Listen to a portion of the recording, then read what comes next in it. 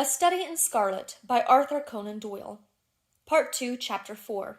A Flight for Life. On the morning which followed his interview with the Mormon prophet, John Ferrier went into Salt Lake City, and having found his acquaintance, who was bound for the Nevada mountains, he entrusted him with this message to Jefferson Hope. In it he told the young man of the imminent danger which threatened them, and how necessary it was that he should return. Having done thus, he felt easier in his mind, and returned home with a lighter heart. As he approached his farm, he was surprised to see a horse hitched to each of the posts of the gate. Still more surprised was he on the entering to find two young men in possession of a sitting room. One, with a long, pale face, was leaning back in the rocking chair, with his feet cocked up upon the stove. The other, a bull-necked youth with coarse, bloated features, was standing in front of the window with his hands in his pockets, whistling a popular hymn.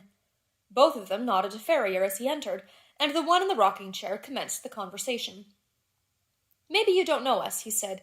"This here is the son of Elder Drebber, and I'm Joseph Stangerson, who traveled with you in the desert when the Lord stretched out his hand and gathered you into the true fold." "As he will all the nations in his own good time," said the other, in a nasal voice. "He grindeth slowly, but exceeding small." John Ferrier bowed coldly. He had guessed who his visitors were. "We have come," continued Stangerson, "at the advice of our fathers to solicit the hand of your daughter, for whichever of us may seem good to you and to her. As I have but 4 wives, and Brother Drebber here has 7, it appears to me that my claim is the stronger one."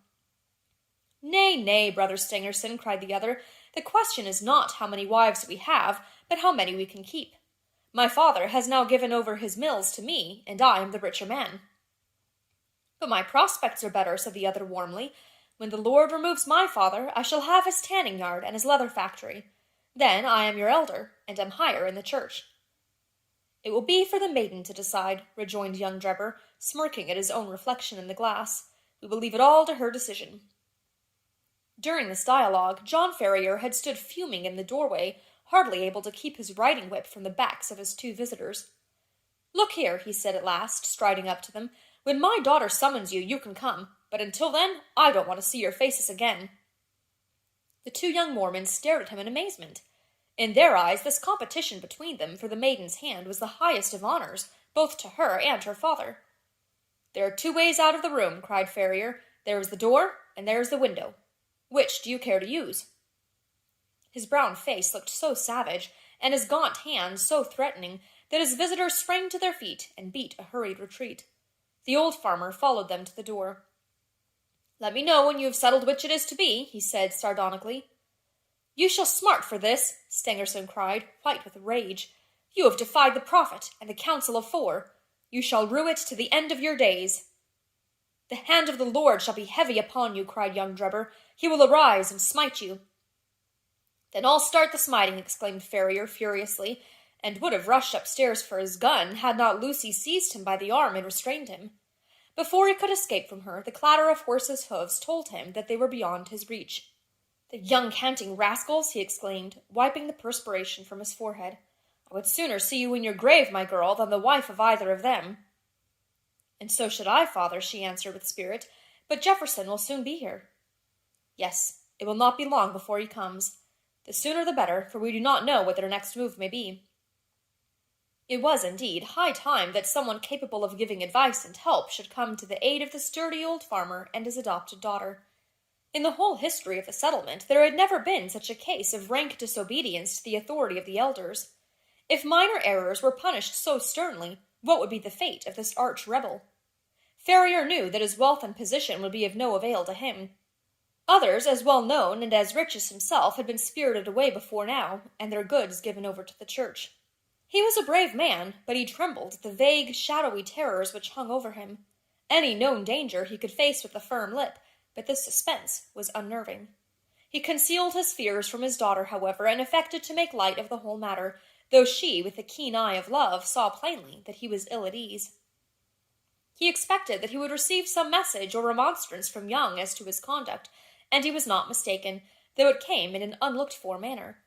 Upon rising next morning, he found, to his surprise, a small square of paper pinned onto the coverlet of his bed, just over his chest.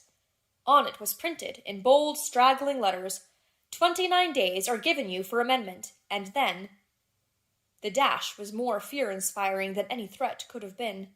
How this warning came into his room puzzled John Ferrier sorely, for a servant slept in an outhouse, and the doors and windows had all been secured. He crumpled the paper up, and said nothing to his daughter, but the incident struck a chill into his heart. The 29 days were evidently the balance of the month which Young had promised. What strength or courage could avail against an enemy armed with such mysterious powers? The hand which fastened that pin might have struck him to the heart, and he could never have known who had slain him. Still more shaken was he next morning. They had sat down to their breakfast, when Lucy, with a cry of surprise, pointed upwards. In the center of the ceiling was scrawled, with a burned stick apparently, the number 28. To his daughter it was unintelligible, and he did not enlighten her. That night he sat up with his gun and kept watch and ward. He saw and he heard nothing, and yet in the morning a great 27 had been painted upon the outside of his door. Thus day followed day, and as sure as morning came, he found that his unseen enemies had kept their register, and had marked up in some conspicuous position how many days were still left to him out of the month of grace. Sometimes the fatal numbers appeared upon the walls, sometimes upon the floors. Occasionally they were on small placards stuck upon the garden gate or the railings. With all his vigilance, John Ferrier could not discover whence these daily warnings proceeded. A horror which was almost superstitious came upon him at the sight of them. He became haggard and restless, and his eyes had the troubled look of some hunted creature. He had but one hope in life now, and that was for the arrival of the young hunter from Nevada. 20 had changed to 15, and 15 to 10, but there was no news of the absentee. One by one the numbers dwindled down, and still there came no sign of him. Whenever a horseman clattered down the road, or a driver shouted at his team, the old farmer hurried to the gate, thinking that help had arrived at last. At last, when he saw 5 give way to 4, and that again to 3, he lost heart, and abandoned all hope of escape. Single-handed, and with his limited knowledge of the mountains which surrounded the settlement, he knew that he was powerless. The more frequented roads were strictly watched and guarded, and none could pass along them without an order from the council. Turn which way he would, there appeared to be no avoiding the blow which hung over him. Yet the old man never wavered in his resolution to part with life itself before he consented to what he regarded as his daughter's dishonor. He was sitting alone one evening, pondering deeply over his troubles, and searching vainly for some way out of them. That morning had shown the figure 2 upon the wall of his house, and the next day would be the last of the allotted time. What was to happen then? All manner of vague and terrible fancies filled his imagination. And his daughter, what was to become of her after he was gone? Was there no escape from the invisible network which was drawn all round them? He sank his head upon the table and sobbed at the thought of his own impotence. What was that? In the silence he heard a gentle scratching sound, low but very distinct in the quiet of the night. It came from the door of the house. Ferrier crept into the hall and listened intently. There was a pause for a few moments, and then the low, insidious sound was repeated. Someone was evidently tapping very gently upon one of the panels of the door. Was it some midnight assassin who had come to carry out the murderous orders of the secret tribunal? Or was it some agent who was marking up that the last day of grace had arrived? John Ferrier felt that instant death would be better than the suspense which shook his nerves and chilled his heart. Springing forward, he drew the bolt and threw the door open. Outside all was calm and quiet. The night was fine, and the stars were twinkling brightly overhead. The little front garden lay before the farmer's eyes, bounded by the fence and gate, but neither there nor on the road was any human being to be seen. With a sigh of relief, Ferrier looked to right and to left, until, happening to glance straight down at his own feet, he saw to his astonishment a man lying flat upon his face upon the ground, with arms and legs all asprawl. So unnerved was he at the sight that he leaned up against the wall with his hand to his throat to stifle his inclination to call out.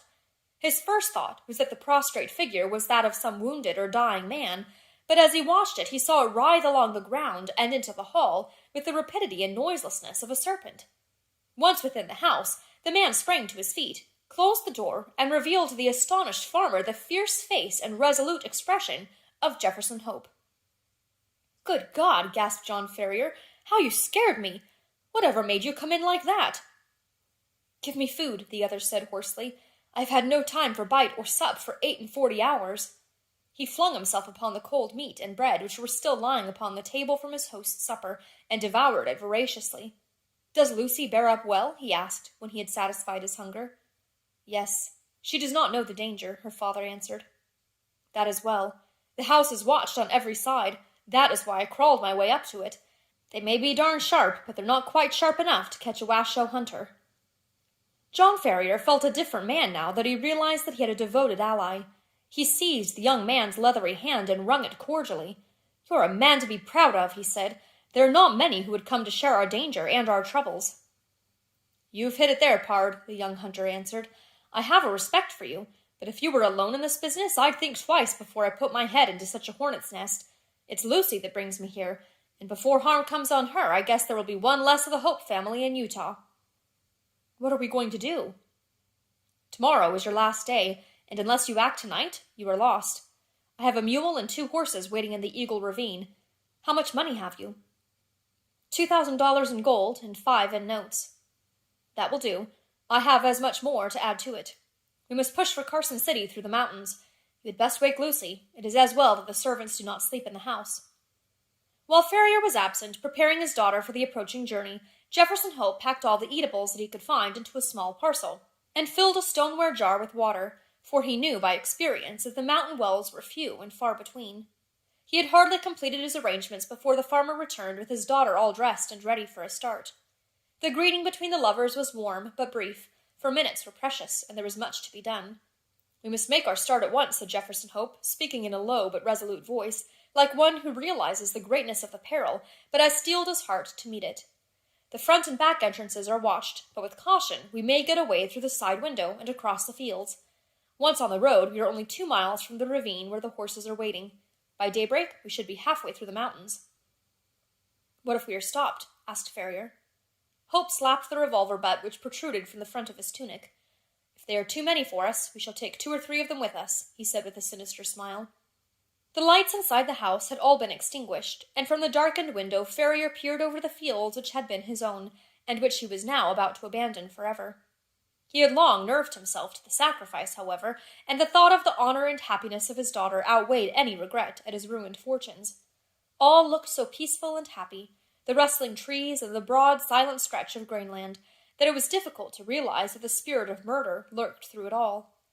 Yet the white face and set expression of the young hunter showed that in his approach to the house he had seen enough to satisfy him upon that head. Ferrier carried the bag of gold and notes. Jefferson Hope had the scanty provisions and water, while Lucy had a small bundle containing a few of her more valued possessions. Opening the window very slowly and carefully, they waited until a dark cloud had somewhat obscured the night, and then one by one passed through into the little garden. With bated breath and crouching figures they stumbled across it, and gained the shelter of the hedge, which they skirted until they came to the gap which opened into the cornfield. They had just reached this point when the young man seized his 2 companions and dragged them down into the shadow, where they lay silent and trembling. It was as well that his prairie training had given Jefferson Hope the ears of a lynx. He and his friends had hardly crouched down before the melancholy hooting of a mountain owl was heard within a few yards of them, which was immediately answered by another hoot at a small distance.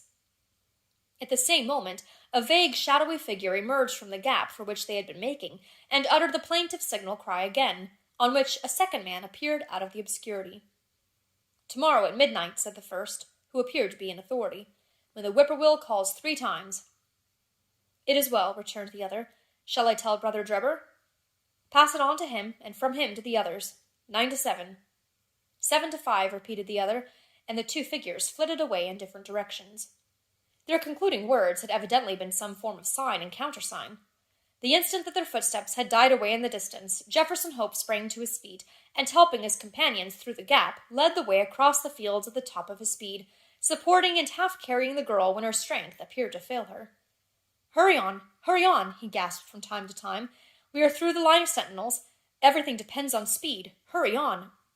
Once on the high road, they made rapid progress.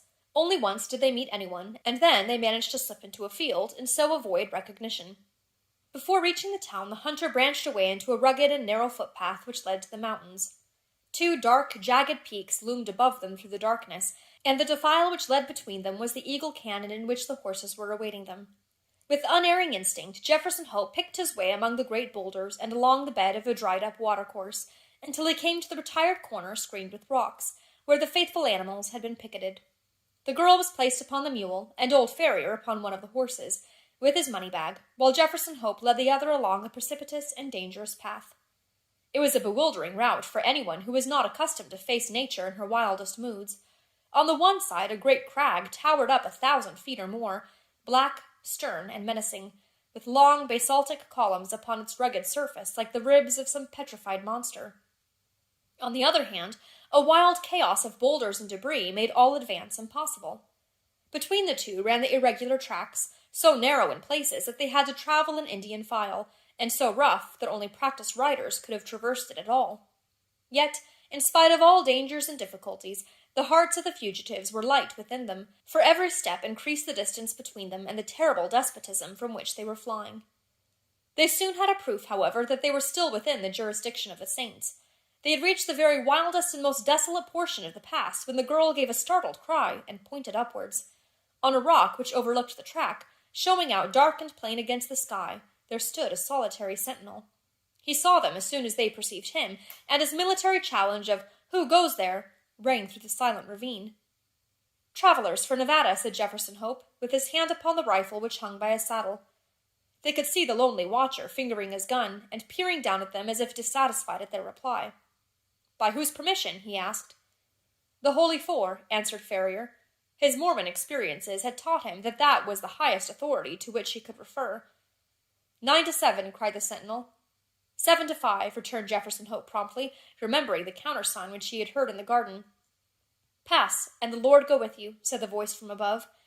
Beyond his post, the path broadened out, and the horses were able to break into a trot. Looking back, they could see the solitary watcher leaning upon his gun, and knew that they had passed the outlying post of the chosen people, and that freedom lay before them.